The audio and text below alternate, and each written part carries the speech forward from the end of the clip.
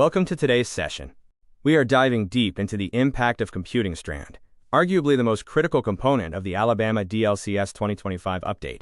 Our goal today isn't just to check off a standards box. It's to equip you with the tools to teach safety and ethics in a way that resonates with 21st century students.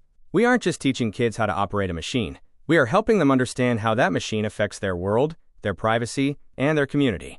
By the end of this session, you'll see exactly how the Citizen of a Digital Culture framework provides a roadmap for turning students into responsible, ethical leaders of the digital frontier. As we look at these standards, I want to emphasize two critical impact pillars that move a lesson from good to transformational.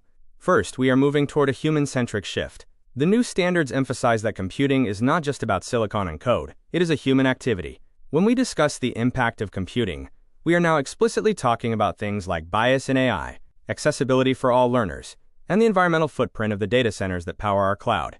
Pause for effect. Think about this for a moment. How many of our students realize that an AI's answer isn't the truth, but rather a result of the specific data it was fed?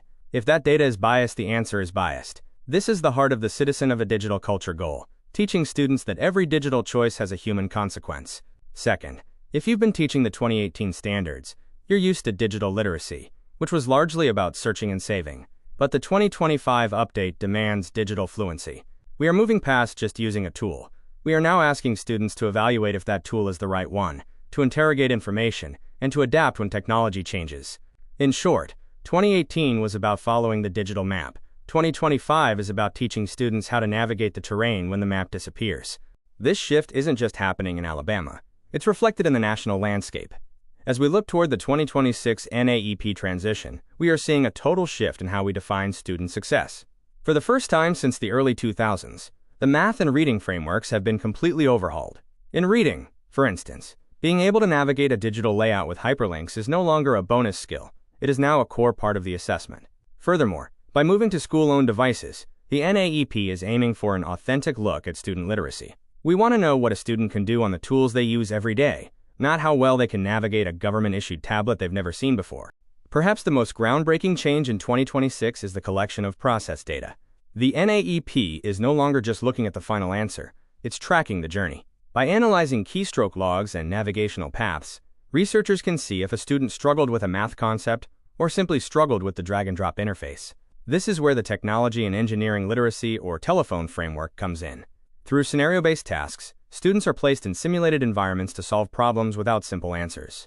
This mirrors our Alabama DLCS goals perfectly.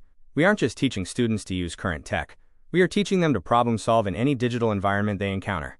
This comparison table is designed to help you quickly grasp the shift between the previous frameworks and the 2025-2026 landscape. Note the importance of the process data advantage. For the first time, teachers can see why a student might have failed a task. These scenario-based tasks are, quote, mini-simulations. Instead of a multiple-choice question about a circuit, the student has to virtually build one. Again, this aligns directly with the Alabama 2025 goal of moving from using to exploring and adapting. Now that we've discussed the why and the how, let's talk about the with what. We don't expect you to build these lessons from scratch. Your first stop should always be the ALEX portal. The DLCS Teacher Companion site has been updated with high-quality, state-vetted materials specifically mapped to our 2025 standards. For those looking to go deeper, we have incredible partners. If you need to teach the technical side, like encryption, cyber.org is your best friend. For the social-emotional side, like cyberbullying, Common Sense Education is the industry leader. For our younger students, Google's Be Internet Awesome turns safety into a game. Finally, a unique asset for us is the Alabama Cyber Range. It's a state-funded virtual environment where students can safely practice troubleshooting and cybersecurity in a sandbox, providing the exact kind of hands-on experience the NAEP 2026 TEL framework is looking for. Finally, it is important to remember that navigating the impact of computing isn't just an instructional choice, it is a legal and policy requirement. First, the FOCUS Act, HB 166, went into effect this past July. This isn't just about taking up phones, it's a strategic move to reduce distraction and enhance data security. Closely tied to student well-being is the new screen time legislation, reminding us that digital citizenship also includes knowing when to unplug. Looking ahead to the class of 2032, computer science moves to a mandatory graduation requirement, elevating these standards to a foundational pillar of the Alabama diploma. Lastly, the School Security Act of 2024 integrates digital mapping into emergency response, ensuring our schools are secure both physically and digitally.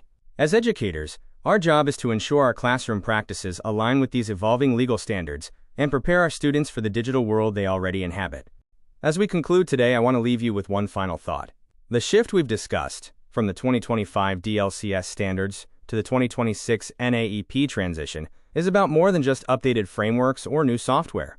We are fundamentally changing our approach to how we prepare students for life. We are no longer just teaching them how to use technology. We are cultivating the ethical judgment and the adaptive resilience they need to navigate a world we can't yet fully imagine. By focusing on the impact of computing, you are giving your students the tools to be more than just consumers. You are turning them into the leaders of our digital culture. Thank you for the work you do every day to ensure Alabama students are ready to not only survive the future, but to actively shape it. I look forward to seeing how you bring these standards to life in your classrooms.